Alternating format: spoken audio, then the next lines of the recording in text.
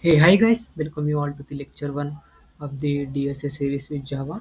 Today we will be covering up all these topics, and without any delay, just discuss about the first one, that is Java first program.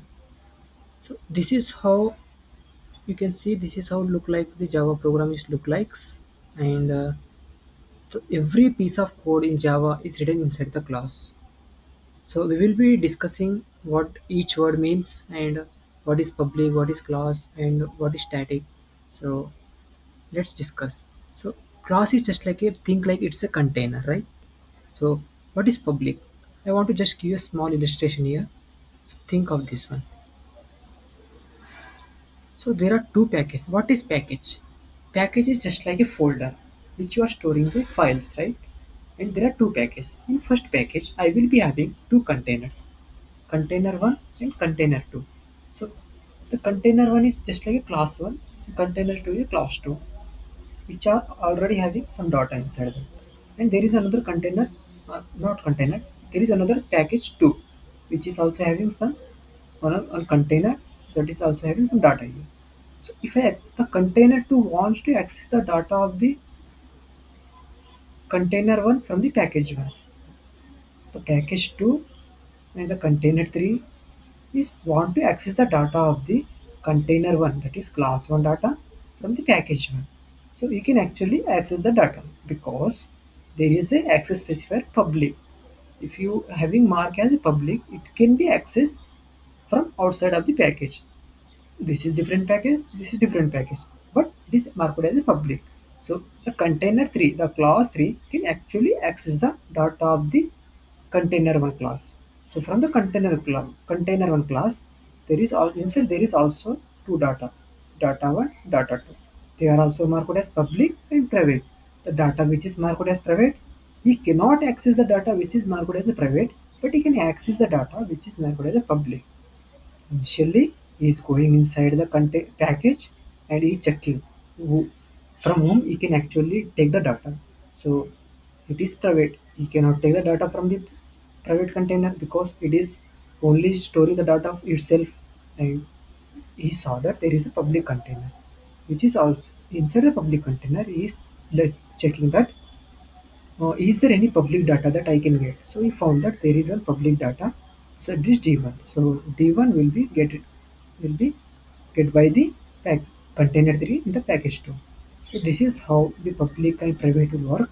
And if you come for the same package, so there is a container 1, container 2. So container 1 can access the data of the what uh,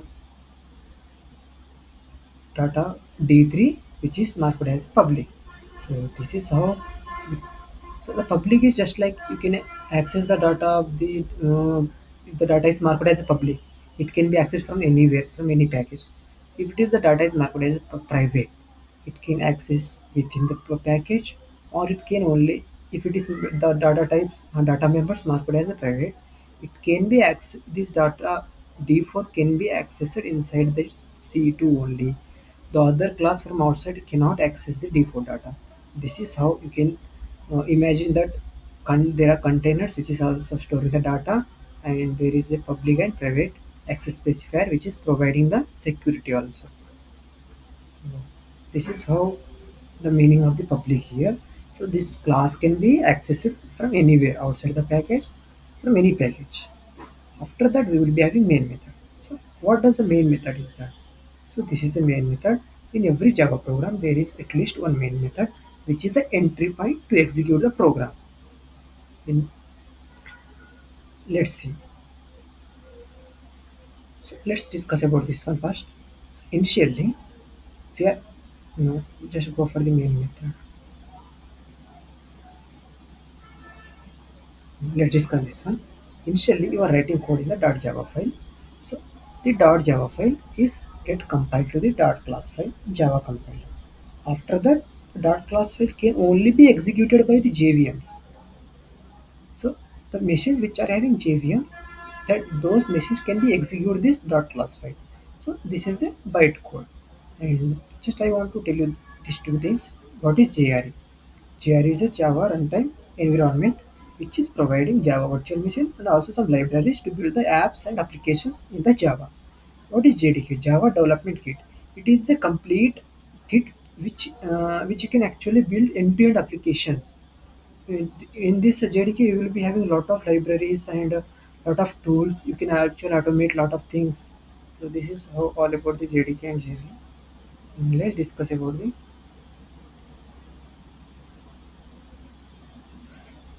main method. So what is main method? We studied that how the Java file will get executed. After that, there is one of the word that is main. There is a method main. So what does?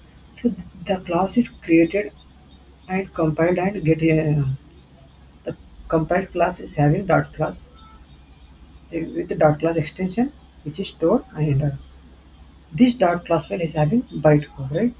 So what JVM does is it will check into the code, it will come into the code and it will check for the main method. If at least the JVM is find any one main method, it will enter into the code and it will execute the complete program logic inside the main method. So this is how the JVM will find the main method. So main method is just like a door for your home to enter into the home. You cannot enter from the windows. You cannot enter from the back doors. So this is the main door which you need to come from the main door. After that, you will be having all programs which are written inside the main method that will get executed. After we will be discuss the string args. So you would find that this is a very you will get confused why we are actually writing in every program you will be find this word string args in as an argument here in this function. Let's see what is string args is. Let's say so the string args mainly receiving the arguments from the command line, right? So let's I want to demonstrate you with using that cmd only. So I'm going into my file. In the file I will be written my code in the source folder. Inside the source folder I will have lecture 1. I will be show how the string of will work. CMD. I will be just writing. So I already written on code in the IntelliJ IDE. So this is the hello world program. So initially what when you are running your this file on the CMD, you will be passing some argument after the file name. Let's see. So this file name is first to dot what first to dot Java, right? Let's see. Java first to dot and I will be writing something like this is what it will be receiving. So see, I am only arg0. Arg0 means there is a string array, right? Just look here. This is a string array. Initially, in the command line, when you are running when you are executing your file, so whatever data you are executing in the command line, the complete data will be get stored into the string array, and you can see that initially it will be taking we printed something like let's see. So it was print. I was printed hello world only in the printf. Before that I have printed that let's see. Before that I printed arg0. Arg0 means that is the first element or 0th index. So there is it is args means it is a string array. So let's see that it is a bag containing the strings. Okay. So this is a bag which is containing the strings. So initially he got one of the string that is my name that would you can see here. So that is initially I was executed my file. After that I was given my name. So it will be taking complete line as a command line argument and it will be storing into that. So it is mainly used when we are executing our applications. So then there only we can actually experience that what does it actually mean. So you know that you have got idea how does it will be executing. So I just want to so it is completed. So next we will having system.out.println. What does it mean? You can see in Java system is a class which is inside the Java. So in the system class you will be having out and in as objects. So out is a object, in is a object, right? So these objects are also having some methods inside them. So, so in the system class you will be having object as a out. Inside the out you will be having printf, println, println as a methods. Inside the in class, this is the input class. In the input class you will also, in the not input class, in the input object you will be having methods like taking integer input, taking the float input, and on and so on. After that, how we are accessing this method from the class, like initially we are writing class name, then dot, then object name, dot method name. This is how we can actually access the class in the Java. This is how we can actually access the methods in the Java. Let's see.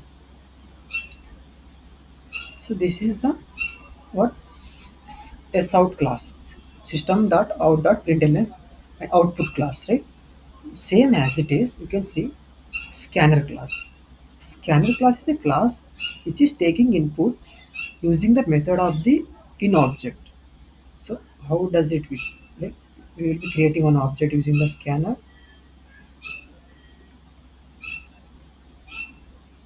I will be writing code and I will be showing how does it will. I will be just erasing it, and I will be creating object of the scanner class.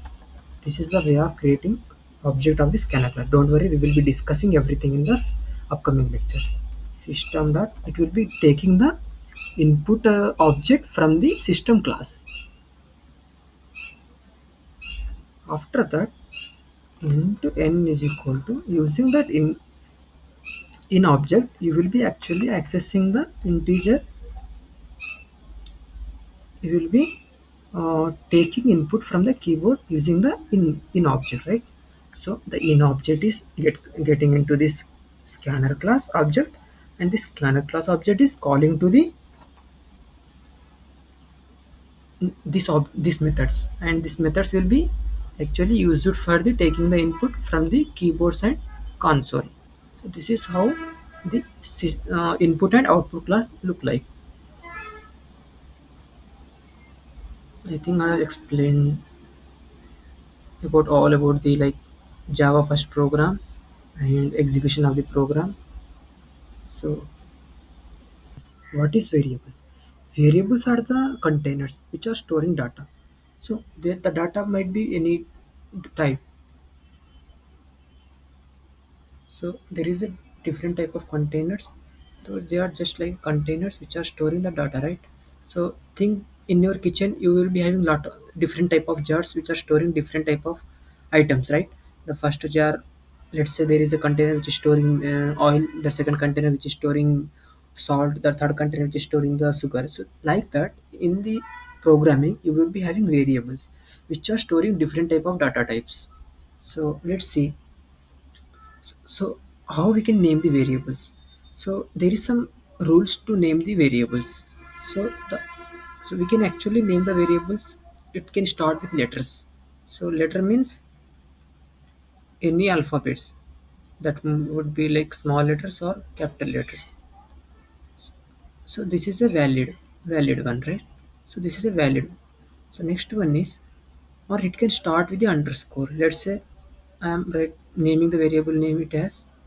So it is also valid. And next I am writing with, you can start out with dollar symbol also.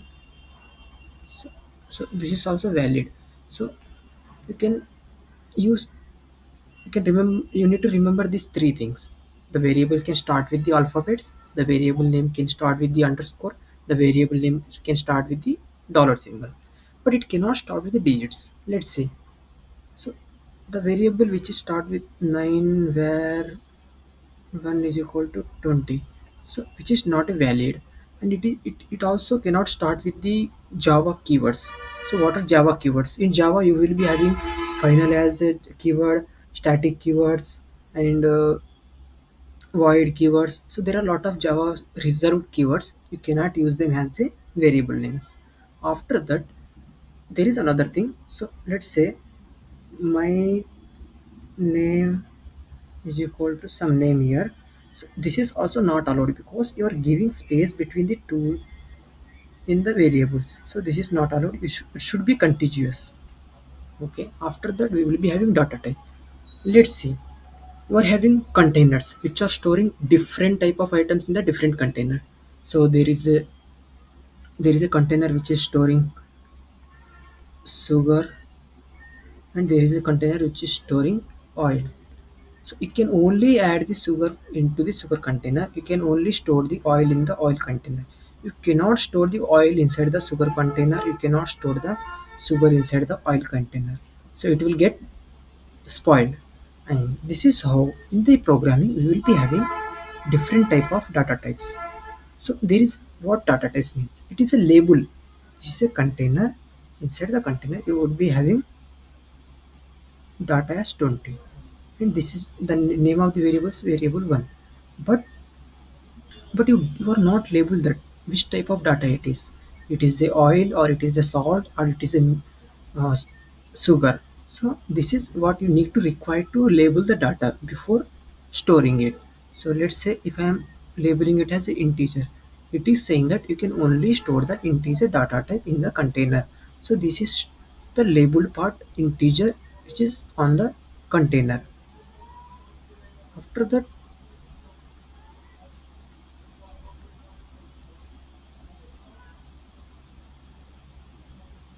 let's wait a minute.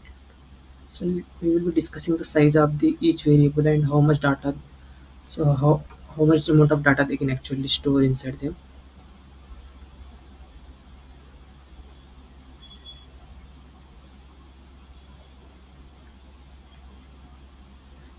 So the byte data is this very small amount of data. So if you know already when you are using the byte keyword, byte data type, so you need to know the size of this byte data before. So it is very storing very small, like 8 bits. That is 1 byte. After that, we will be having short data type which is storing the 16 bits. It would be 2 bytes. After that, we would be having integer that is 32 bits, and it would be of 8 bytes. And long which is 64, which can store the large numbers. It would be having 16 bytes. So there is one small thing. So 1 byte is equal to 8 bits. So this is how I am calculating here. Float is 4 byte means it would be 32 bits,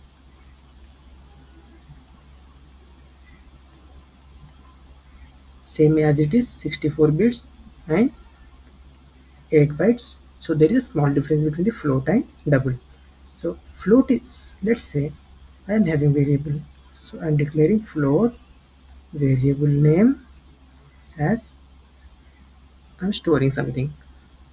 This is some value. After this value it can actually store up to 7 points. So that is limited to the float. So if you want to store more value after the decimal point, let's say if you want to store values which are more than the 7,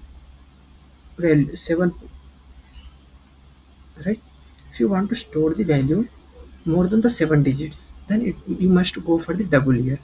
Character is a 2 byte and boolean is a 1 bit data. So that is only true or false. So we will be going in detail when we are actually using in the code. So there is nothing to remember or nothing to worry about this. So they are very basic. When you are writing the code, you will be get understood very simply. So why we requiring the, so it will be primitive data types. The data types which you have discussed earlier, it would be the primitive, and now you will see non-primitive. What is the requirement of non-primitive data types? So these are the data types. Let's say if you want to store the student marks, if you want to store the student marks of, there are 30 students. If you want to store these 30 marks, okay, but is it the good idea to store the each student marks in each variable, like where one, where 2, where 3, and so on. It is not good idea, right? So what the arrays does is, so they will store the similar data type elements. So this is the integer. So integer, they are all are similar data types, so that can be stored inside the strings and arrays. So so they are storing the data in sequence when you are coming for the class. So there might be a case that student, so I want to store the data of a student. The data might be containing name. Just wait a minute, I will be get you very clear here.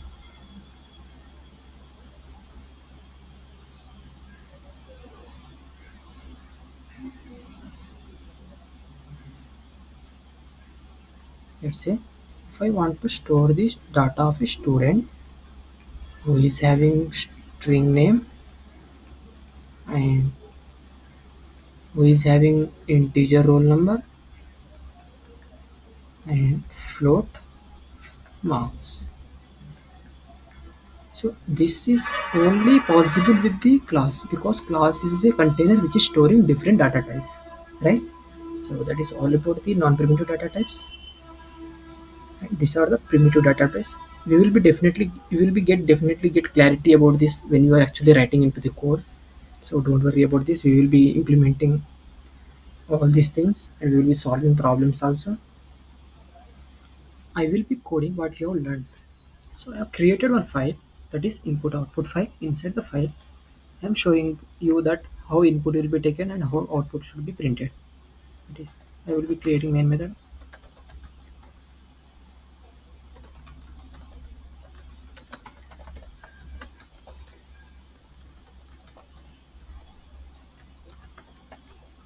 Inside this, initially we need to have some variables, right, to store the data.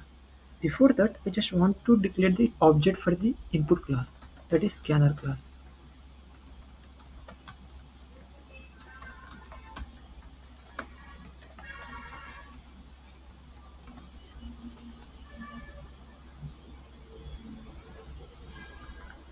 So this is scanner class. I am created object. I want to take integer as an input. I will be next. This is used to take the sc dot object dot next in. It would be taking the integer as input. For the character, char ch is equal to sc dot next. What the sc dot next does? This would be take the input as word, but we only want first character. So what we can do is, we can only want character at the index 0, that means the first character. Next we will be, how we will be take word as the input string. Word is sc dot next. This will be taking our word, and we will be take, how we will be take the sentence as a input. sc dot next line. This would be used to take the whole sentence in a single line. After, let's see how we will be take input as a float value.